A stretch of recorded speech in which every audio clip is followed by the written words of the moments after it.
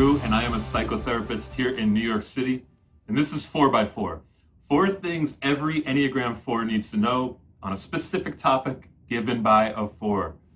I've offered some hopefully helpful YouTubes in the past for 4s and their friends and their family who are trying to figure them out. And today we are going to talk about the 4-wing 3 and the 4-wing 5.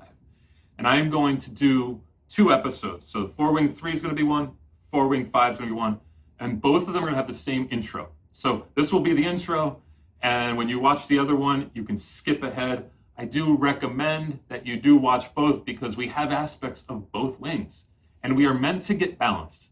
So if you're a 4-wing 3 and you just think you could watch the 4-wing 3 because that'll give you some information about yourself, you're missing out on the goal, which is to balance yourself out and access also the 5. So yes, us 4s, we are terminally special. We are haunted by a hidden shame, and we have to figure out, how do we move to self-overcoming? To overcome some of the struggles that we deal with from rejection and shame and feeling like we're not getting the amount of respect we deserve for being so damn exceptional.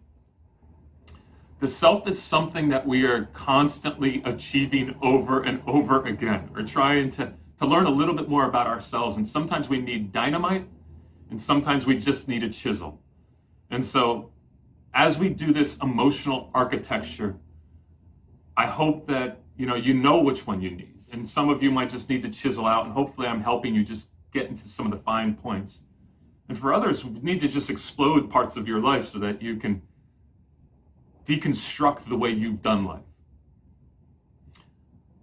I don't think most of us 4s have a sane estimation of how powerful we are and how much opportunity we have, because we are constantly filled with an emotional influx of stuff going on.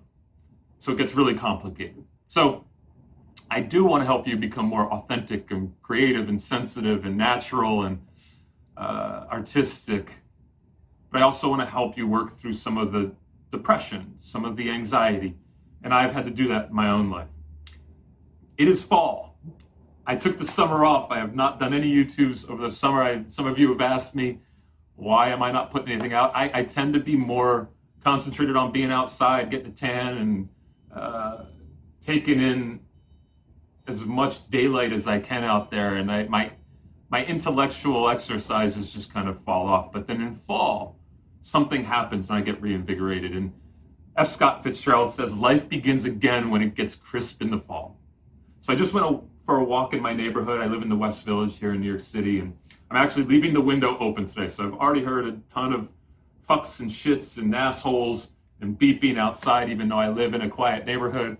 Garbage man and FedEx and UPS. So you're going to hear a bit of that. You're going to hear some construction, but that's what we are, right? As 4s, we're natural. We want to be authentic and real. So you're going to get a little bit of the real. But I want to dig in and offer some more YouTube stuff. One thing I want to do, and I don't like to self-promote, but for those of you who have subscribed, thank you very much. And then a bunch of you have become clients. So I now have clients from all over the world. Geez, like Zoom and FaceTime have changed the game for therapy. I have clients in Australia and New Zealand, and I have a client from Africa now, and some of you from Europe and all over the States and Canada. So thank you so much. If you're interested in therapy, give me a call. It's kind of an amalgamation of therapy, coaching, Enneagram talk, just connecting. Reach out to me on my website, drew@drewnewkirk.com, or on my Instagram. Also, for some of you, if you are interested in a retreat in the future, get in touch with me also. I think in about at least 2 years' time, I'll be doing retreats for 4s. So if you're interested, I'm gonna have a mailing list, and hopefully that will be something I get to do in the future. So again, thank you for following these and reaching out and encouraging me to keep going. And I think what I heard the most is that people feel that these have helped them feel known, understood, and seen. So trust you will be seen. Trust you will be known. You might have to work hard for it with people. You might have to really help them understand who you are, but If this has helped you understand, go share who you are with people. Hopefully they'll get it. Wings. So we have these wings. They aren't the same as subtypes. Subtypes are a different thing. You should know the subtypes. Did some videos on those. Go watch them. The wings are meant to help you fly straight. You're meant to be balanced.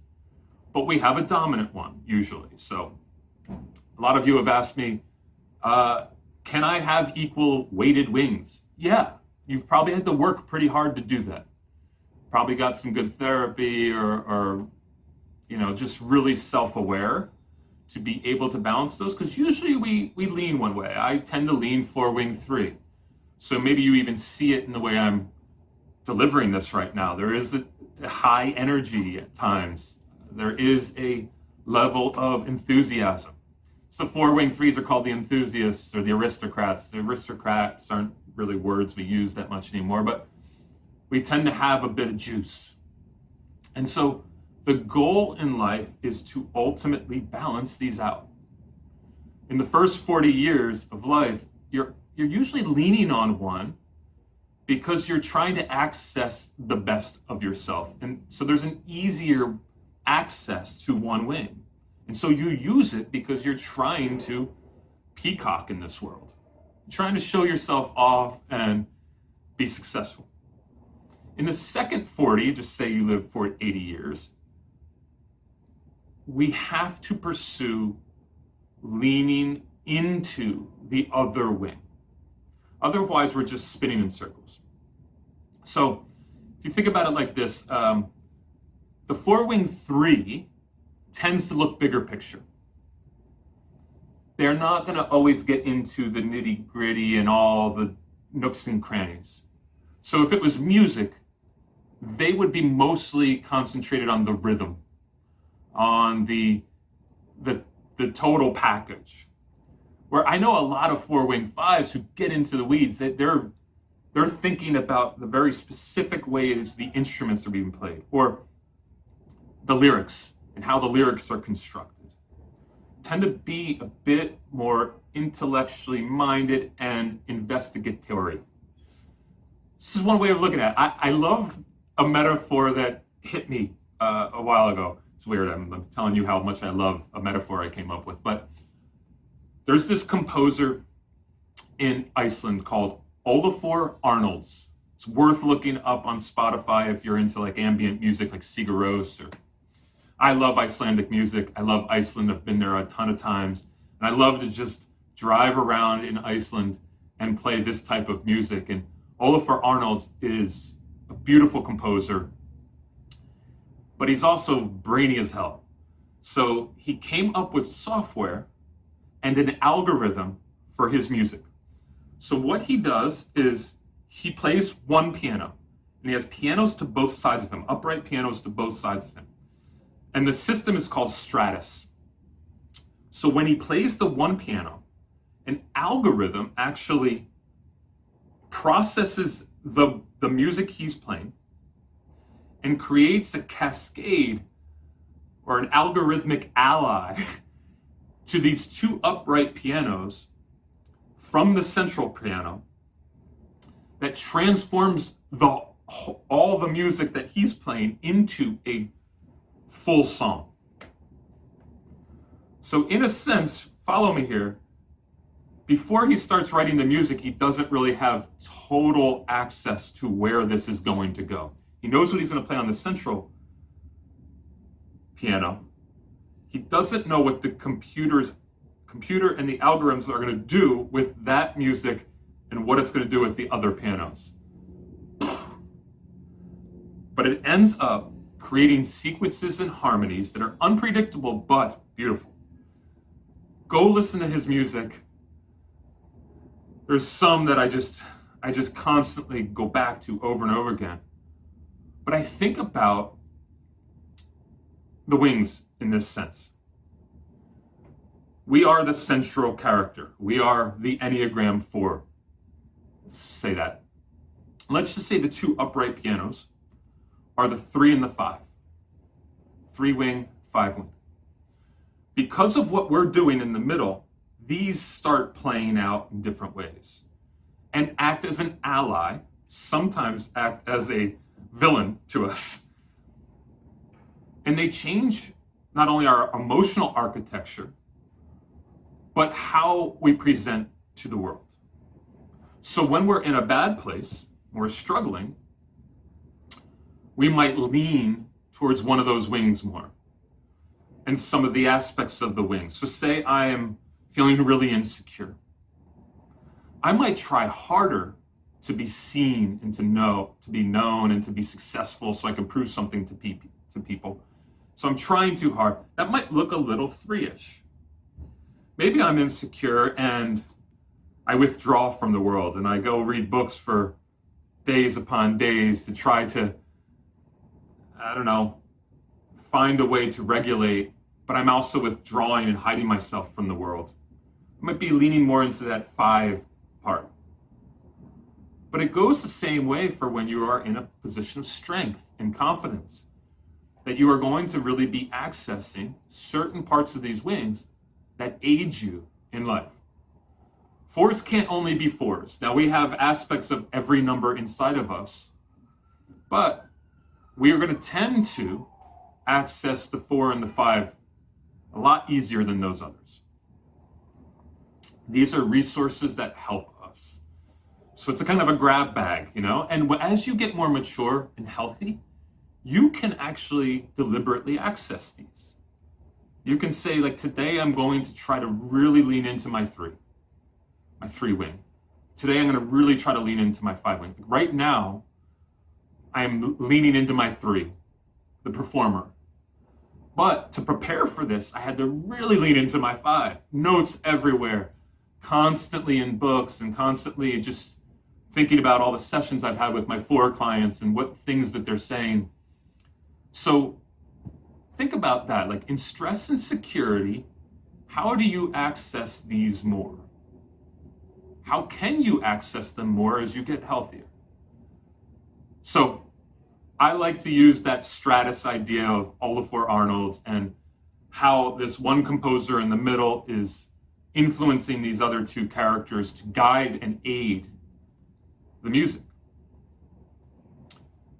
If you were like me, you might be in a part of your life where it's really hard at times and a part where you're really just trying to chisel away. So are you using dynamite right now or chiseling? So this might be new information for you and it's really blowing your mind. For some of you, you've been working with the Enneagram for 30 years. And so there might just be some fine tuning that we can get to here. So hopefully I'll be able to both be on a macro level and a micro level with you. I'm not going to cover everything for 4-wing 3s and 4-wing 5s.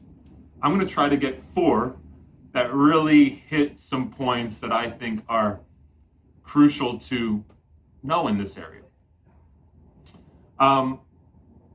As you know, 4s are bent on authenticity, creativity, sensitivity, naturalness, artistic expression. The 3s, well, that 4-wing 3 character tends to be more competitive, more upbeat, ambitious, sometimes volatile. I sometimes think of like a Johnny Depp or a David Bowie, like gregarious and able to own a room, but also can be volatile and emotionally all over the place. But you think maybe like a Daniel Day-Lewis is a bit more refined and sharp and maybe withdrawn, a bit more investigatory as an actor. So that might be more of a 4-wing 5 character to think about. They tend to be more intellectual, more withdrawn, more reserved, observant, eccentric, melancholy even. But again, we are all of these things. If you are a 4, you have all of that within you. You just might lean one way more. So remember too that the 4-wing 3 has this withdrawn type. 4s are a withdrawing type, but they're matched with a assertive, aggressive type that goes into the world more. So the 3s, the 7s, the 8s, they tend to be more pursuant and assertive in life. So that's a unique mix of this withdrawn type and assertive type, where the 4-wing-5 has two withdrawn types to it. The 4 and the 5 tend to withdraw quite a bit. So the 4-wing-5 has to be very careful to not withdraw too much. So just before I get into the 4-wing-3 and the 4-wing-5 specifically, let's just take a real quick overview of what it looks like to be a healthy 4-wing-5, what it looks like to be a healthy 4-wing-3, and more of an unhealthy one.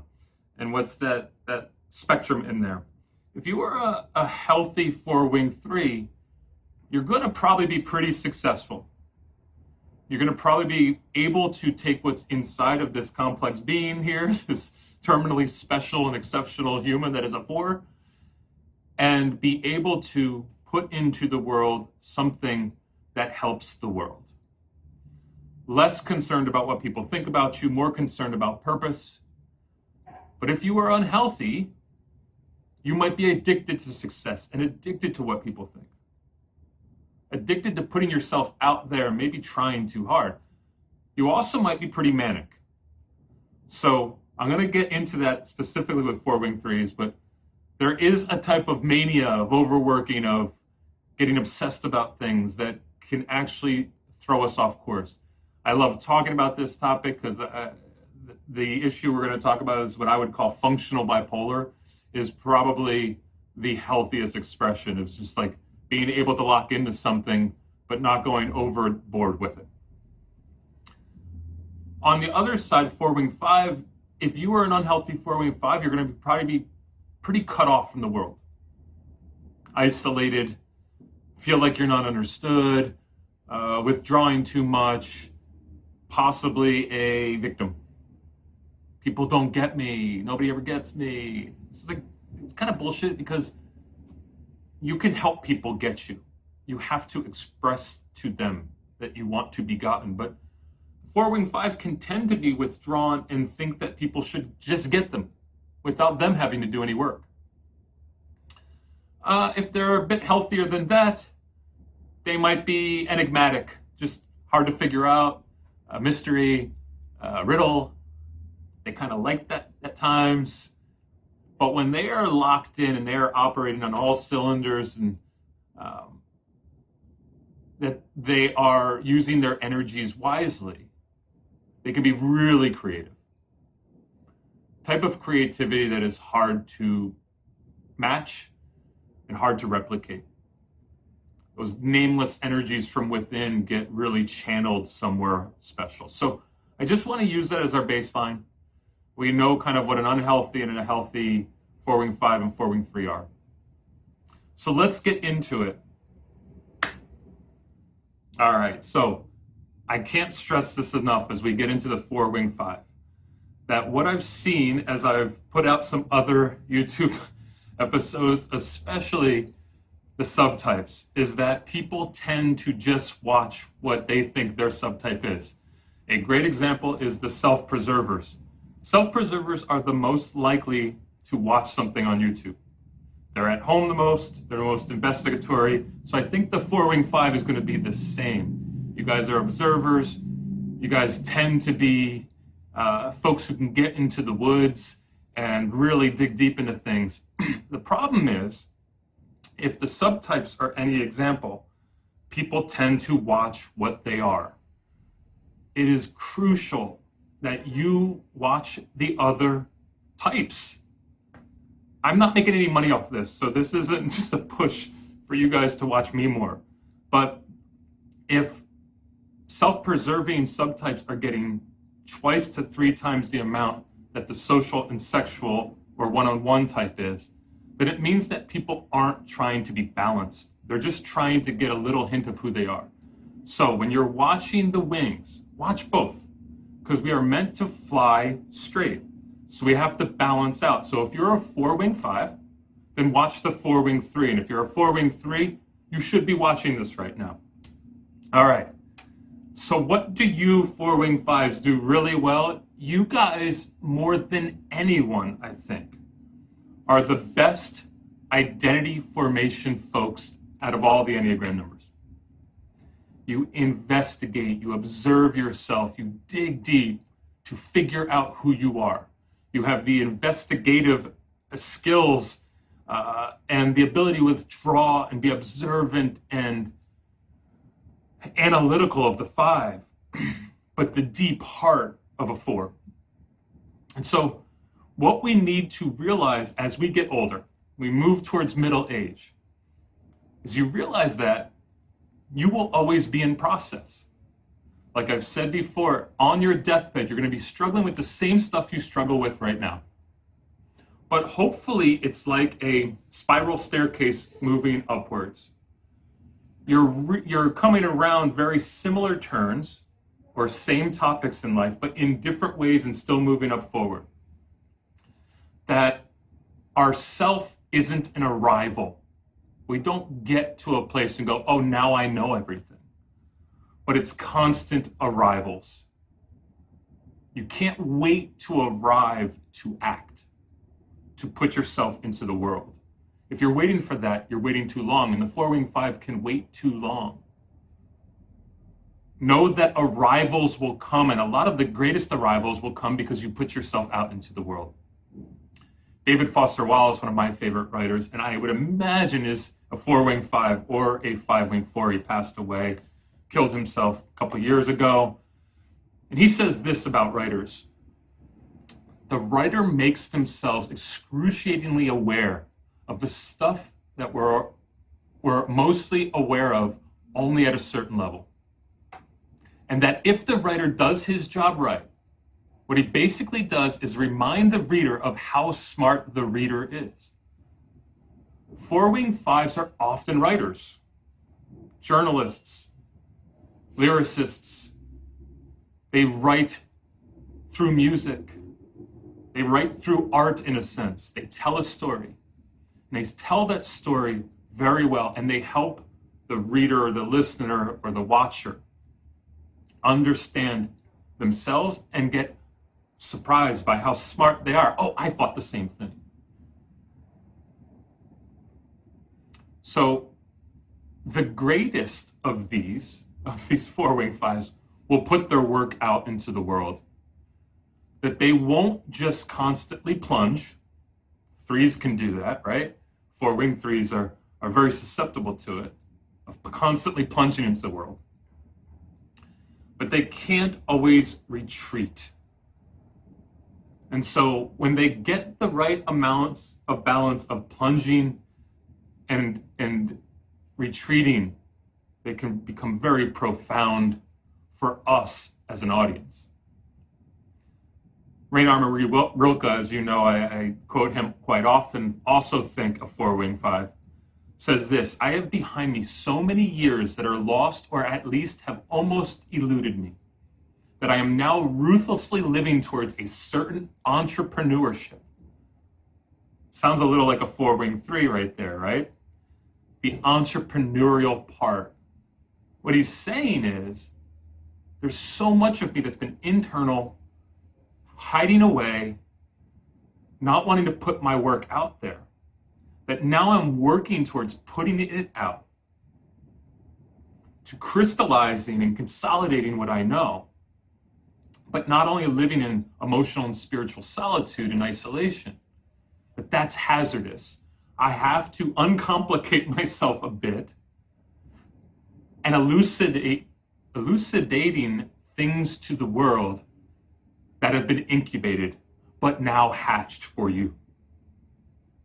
We have to give to the world.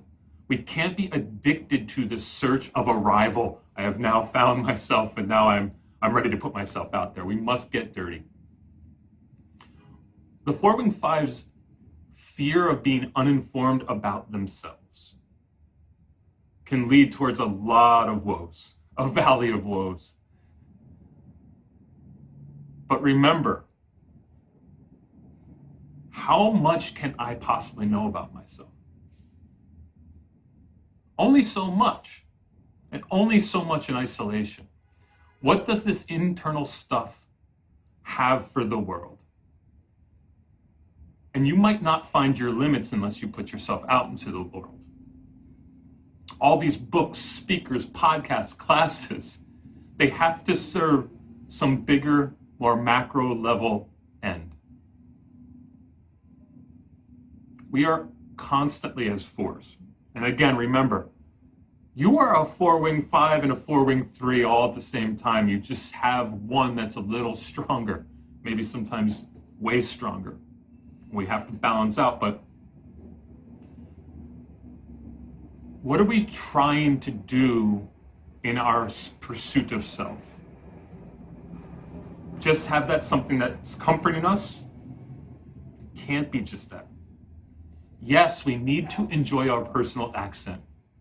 It's a beautiful thing to enjoy your personal accent, to learn so much that you feel in command and at some level control even when the swings come. But we can't have also the fear of freedom. That comes when, if we go out there, it feels a bit too overwhelming. We have to tame that terror of being ourselves in public, because otherwise we're abdicating our responsibility to the world. So the 5's pursuit of knowledge, to be informed, to be educated, to be detailed, and the combination of the 4's desire to know where I came from is a powerful combo. But what the 4-wing 5 needs to know is that there is a palingencia. Let me tell you about this word, palingencia. It comes from the Greek palin, which means again, and gensia or genesis, to be birthed. I don't mean this in like the religious sense of being born again, although you could take it there, but the concept of rebirth and recreation, of repetition of arrival. That yes, we must die, have continuous deaths, grieving, loss, and moving to the next transition point. And there will be unremittent recurrences of death in our life, but they can be counteracted by survival and continuous recurrence of birth. It's how we get our transition accumulation, how we know how to transition well in this world. So we have to have an obedience. Hey, I know people don't like that word, but an obedience to being humbled by how powerful we can be and what gifts we can give. So that palingencia, that rebirthing over and over again, matched or married to death and the constant dying again and again and again to the old story, is what can make a 4-wing 5 very powerful. So that's number 1, that we are identity forming. And we are, as 4-wing 5s, the best of identity forming folks. We teach the other numbers, the other 26 types. 9 times 3, we got those subtypes, they're important. We teach them more and more how to learn about themselves, how to be informed about who they are on that very, very intricate level. All right, on to the next. This second part I call, give me some space, damn it. You guys know exactly what I'm talking about, you 4-wings 5s. We need space. We need some room to recharge and refuel. This is also true of the self-preservers. But our suffering, because of our connection to humans, puts us in a place where we just need to get away. 4s and 5s have so much existential anguish, and I think it's because of how observant we are. Now, if you combine those, you have a very, very observant person who's going to be taking in a lot of the woes of the world. Humans are trampling on us constantly with their feelings, with their weird quirks and tics and their annoyances. We're noticing it all. So we need physical and emotional space. Jerry Seinfeld says, I learned the guy on stage I made up. I invented the performer. The real me is the guy alone, is isolated. And so I think a lot of 4-wing 5s can relate to this. Now, yes, You have to know your limitations, have to know when to get away, have to know when the suffering is too much. My friend, who's a 4-wing 5, she says, I am so sad for the world. Now, as a 4-wing 3, I'm helping people constantly. So I have less energy and time. I know it sounds hard to maybe get your head around, but I have less energy and time to care about the world constantly. I'm already dealing with the humans in front of me and doing what I can for them. And then I have to care and be cared for by my friends, my family. There's a lot of bandwidth that's already being spent on the humans. So when I am retreated, I'm not thinking about the woes of the world. Now, obviously, sometimes that can be something that just enters into my system and doesn't do well by getting away. It sounds wonky to say, but there's times when I just can't avoid the pain of the world. It's too heavy, too loud. And I have to retreat from the world scene. But if you are always retreated from the world scene, you might be overwhelmed by the world's pain. To battle your demons of being overwhelmed by the world's pain, you sometimes have to go out and actually interact with the world's pain, to be drained by it, to not think about it. So here's a good metaphor. This happened to me once. I was in Mexico. I was eating a steak dinner with a bunch of friends, and I started choking on the steak. My first instinct was to leave the table because of embarrassment. I ran out of the room and behind the wall, and I felt like I was going to die. And I had to come back and get somebody to help me.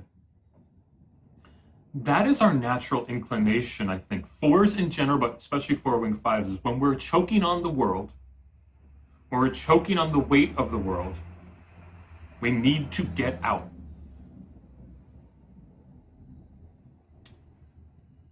The overanalysis in isolation can exhaust and overwhelm, though.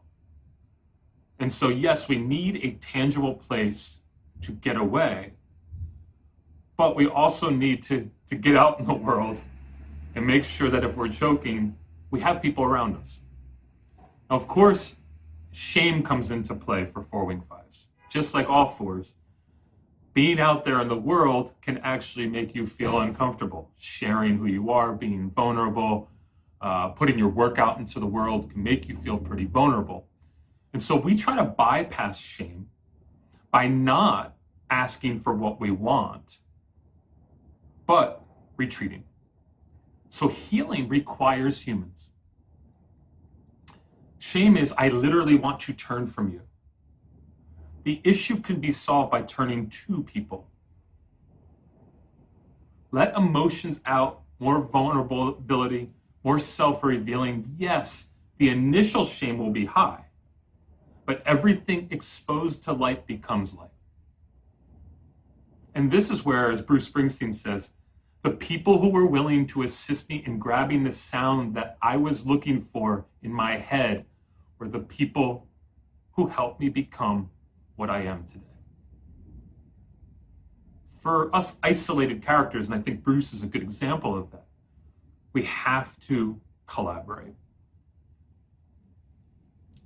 But yes, defending ourselves against the onslaught of stimuli is important. Right now, as I speak, I live on the 4th floor. Across the way, there's a 4th floor apartment.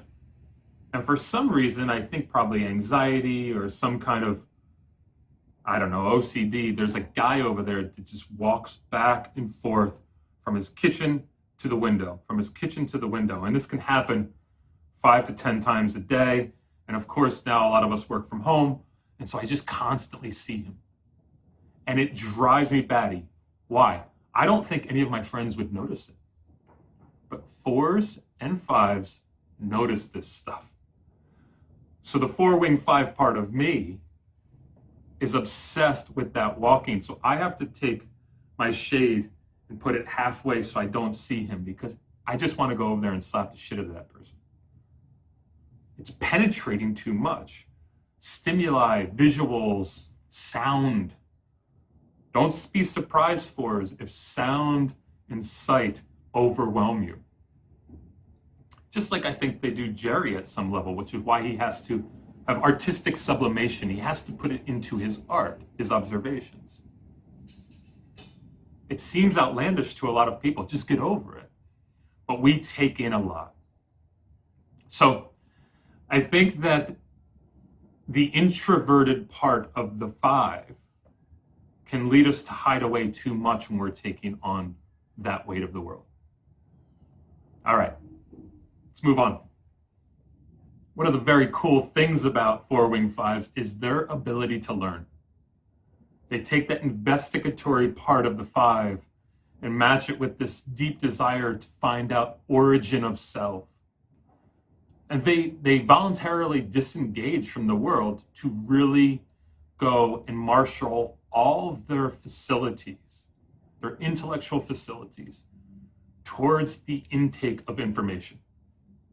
It's pretty awesome. They're often super smart.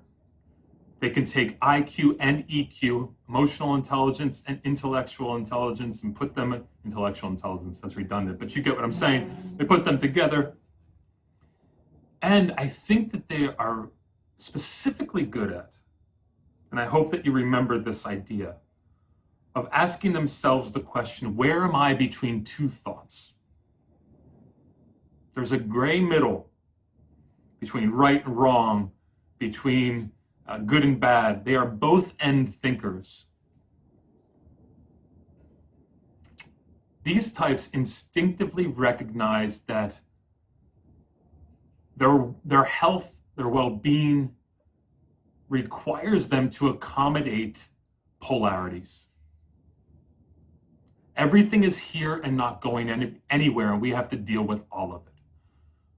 These folks will not allow themselves to be polarized or dualistic. So 4-wing 5s, it's a great gift.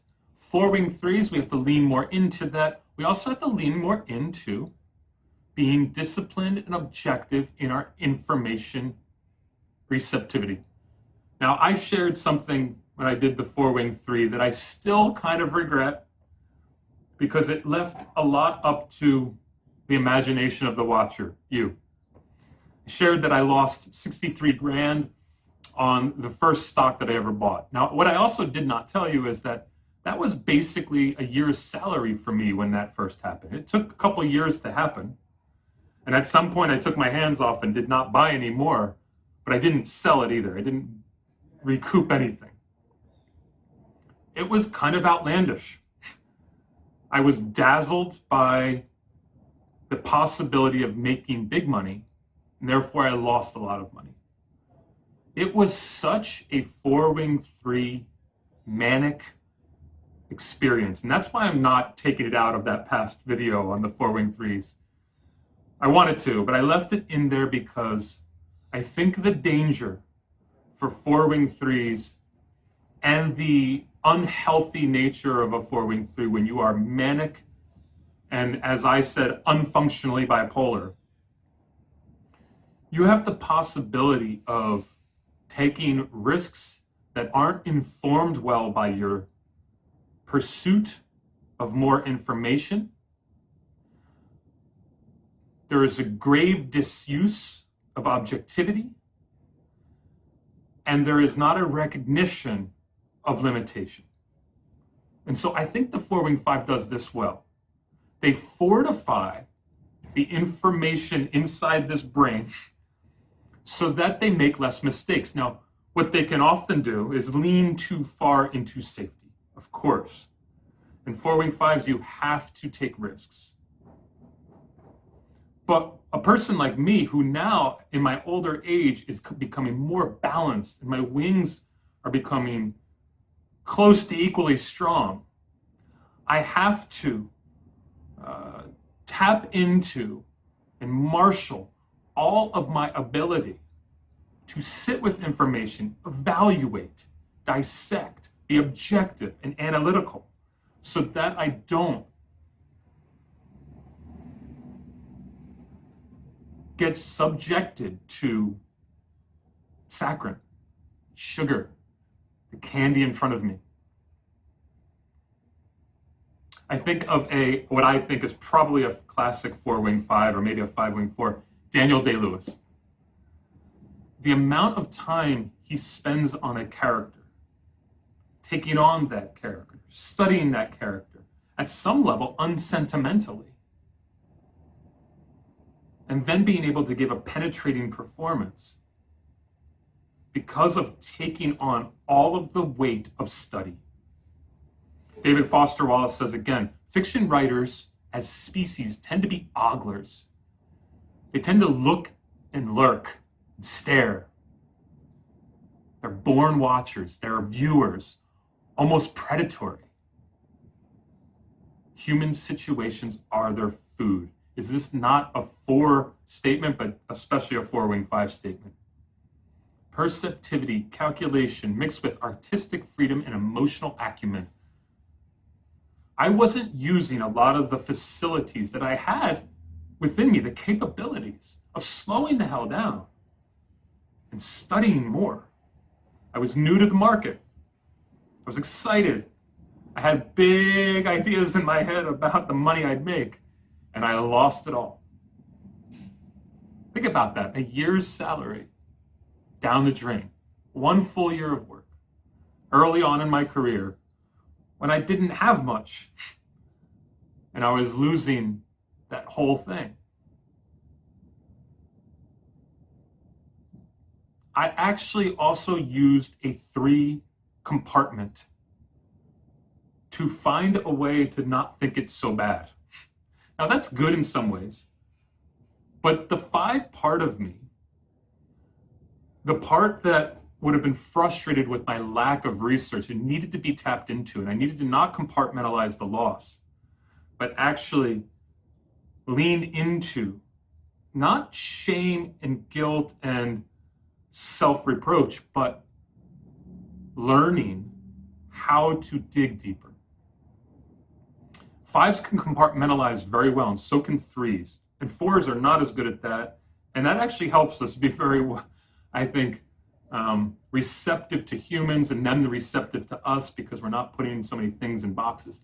But there is parts of the 5 and 3's compartmentalization capacity that we can lean into. So I'm going to leave that thing in the 4-wing 3 narrative, and I'm going to bring it back up here as a callback to just help us realize that the 4-wing 5 is so much better at not going down the rabbit hole of emotion in the same way that the 4-wing 3 does. That more, I would say, unharnessed passion. 4-wing 5 has a more harnessed passion. Okay, let's move on to the last one. All right, number 4 and 4x4, it is giving less fucks. Sorry to be crude, but the 4-wing 5 cares much less about their image than the 4-wing 3. By far, I think. They have an appropriate level of desire to be seen. Now, all 4s want to be seen. So rest assured, the 4-wing 5 does too. They are a little bit better at sitting back and letting people discover them. That is the goal in life for the 4, is to not thrust yourself on people, but at some level to let them discover you. Let them find you. We will. We are not neutral characters. People will find us because we are interesting. We as 4s all want a witness to our lives. So does the 4-wing 5. But the 4-wing 3 will do more work to get it. Our experience with rejection 4s will push us to want to be seen and known and heard because at some point in our life we felt like we weren't. The 4-wing 3 will seduce you a bit more. The 4-wing 5 will probably try to impress you more with their intellect, or what they know, or their eccentric kind of like, who are they? Riddle wrapped in a mystery type characters. But the idea of caring less about what people think is appropriate. There is a step too far where we go, F those people for not getting who I am. That's about defensiveness. So I know in my own life, I grow less concerned with being mediocre, or my fear of being mediocre, which is honestly my biggest fear in this world, is mediocrity. I admit it. It's the truth of not ending my life with a certain amount of success and level of recognition. It's tough to say out loud, but it's true. But as I lean more into my 5, I grow less and less concerned with that need or want. Now, I'm most alive when I'm navigating relationships, connecting people, people understanding me, us collaborating on projects. I feel really tuned into myself, and I feel that the work I've done on myself is honored in those connections and those people approving of me and affirming how hard I've worked on myself and now bringing me into the fold. 4-wing 5s can be possibly most alive when navigating ideas, stories, books, all of the stuff they're taking in. For the 4-wing 3, it's like, oh, I've taken that in. Now I want to connect with the humans about it. So I know as a 4-wing 3 that the connections I make that further my career and further my ability to get into the stuff I love feels really like vibrating, passion-oriented. It makes me super enthusiastic. Where a 4-wing 5 could actually connect people and release, because a lot of what they're going to be into is the beautiful moments they have with themselves. Now, again, as 4s, we're way more well-rounded. I'm using extremes right now. But we have to acknowledge that when we are a strong 4-wing 5, or like a heavy 4-wing 5, or a heavy 4-wing 3, and what I mean by that is that's our like second highest number, a 5 or a 3. We really have a lot of that running through our system. Now, 4-wing 5s tend to have, if you remember when I talked about 4-wing 3s, there's a lot of dopamine running through a 4-wing 3 system. With a 4-wing 5, there tends to be more of a serotonin neurotransmitter that's stimulating their life. But it stimulates with a lot of inaction, not action. That's what serotonin does. It tends to help us feel a sense of well-being and calm, chill, being satisfied, where dopamine is like a reward system, motivational piece. Now, we have both, obviously, but I don't have all the science on it, but I bet you can probably deduce that 4-wing 3s are operating with a lot of that energy. And 4-wing 5s are possibly operating with a lot more of the serotonin running through their systems. That's why they can often be more easy to be around. They don't give us the same 4 fatigue that a 4-wing 3 would. Okay, what are they called? They've been called the free spirit. The 4-wing 5, they've been called the bohemian. Well, let's just tap into that learner part of us. What does it mean to be a bohemian? To be avant-garde? Well, it essentially comes from the mid-19th century description of an unconventional artist, writer, actor, musician that was maybe bent on like free love and frugality, of voluntarily being poor. At some level, gypsies. So the Romany people of France were considered bohemians. And they were untroubled by the disapproval of others. In New York in the 1850s, here we had our own little group of them.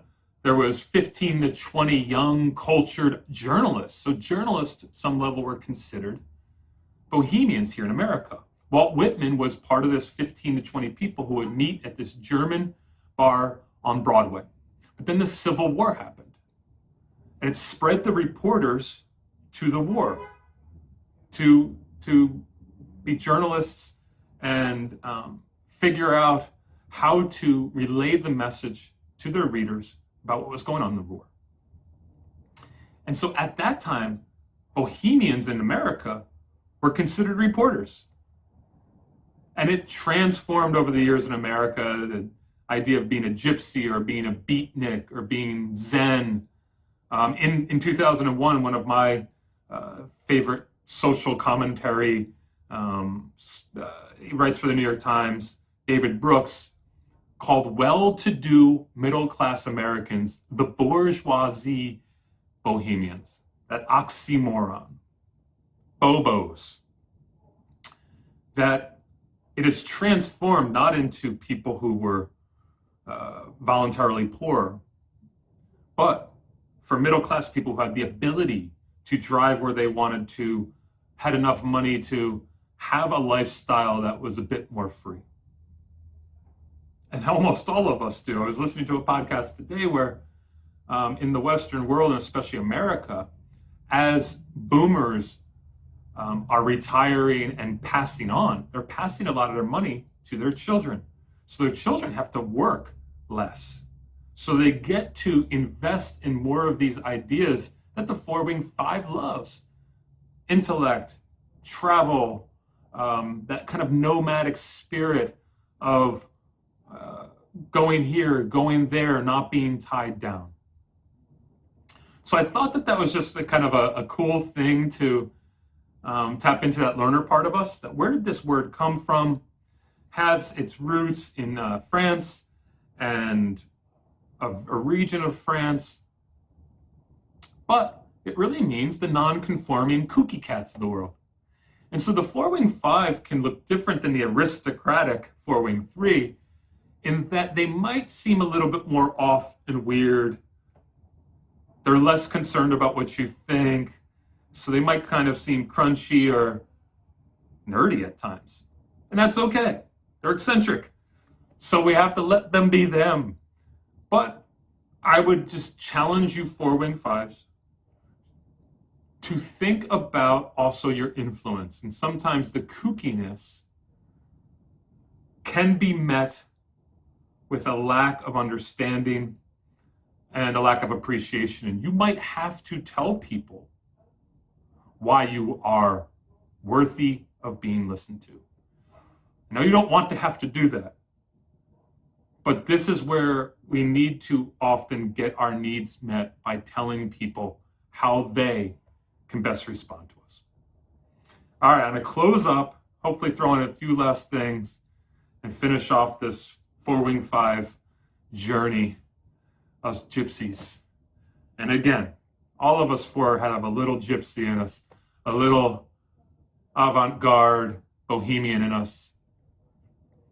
You just have to see where it is and accept it. And if you are not a 4-wing-5 or you're trying to access your 4-wing-5, you might lean into that a bit. All right, let's close it up. Remember, 4s, we are the most complex of the numbers. We can be so deep and heavy that we dig a hole through the earth onto the other side. And we could be so high and enthusiastic and excited and joy-filled that we plant our flag on the moon or fly off to Mars. To recap, the 3s are extroverted. The 5s are introverted. 4s, we tend to be ambiverts. We're a little mix of both. 4-wing-5 tends be a bit more introverted. The 4-wing-3 tends to be a bit more extroverted, but we both need to find our place of retreat. What I want to warn us all is that we often, when we are broken and unhealed, have a hard time letting people in. And we almost think we will get rejected. We have to be aware of that. As John Steinbeck said to a friend, I think the world angers you because it pays so little attention to you. Fine artistic things seem always to be done in the face of difficulties, and the rocky soil which seems to give the finest flower is contempt. Don't fool yourself. Appreciation doesn't make artists. It ruins them. A man's best work is done when he is fighting to make himself heard, not when swooning audiences wait for his paragraphs. Powerful words. Why do I bring it up? Because 4-wing 5s, you can tend to hide away and expect the world to notice you because you are a 4. You still want that attention. And you hope that they come to you. In 4-wing 3s, you might desperately try to get the world to appreciate you. You might go and get what you need, but we both need to let the world find us because we are putting ourselves out to help the world.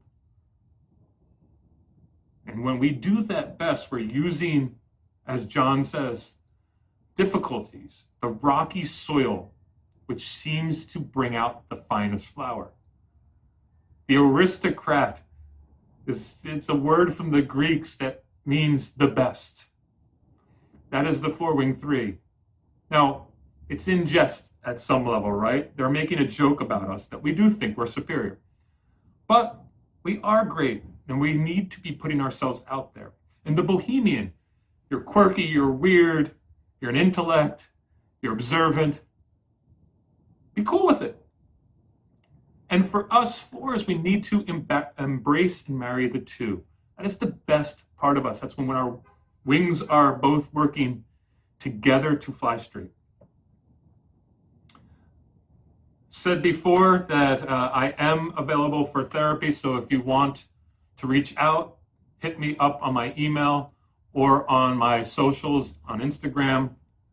And if you are interested in a retreat in the future, like I said before, in the next 2 years, I will be doing one, so I'll be putting together a mailing list. So if you are interested, reach out to me on those platforms and I will try to keep you updated. Otherwise, thank you for being here. Please subscribe and know that you should be balancing yourself out by understanding all the subtypes and the wings. As always, everything is yet to be done. Everything, in the words of Rain Armory Roca. Have a great one, guys, and see you soon.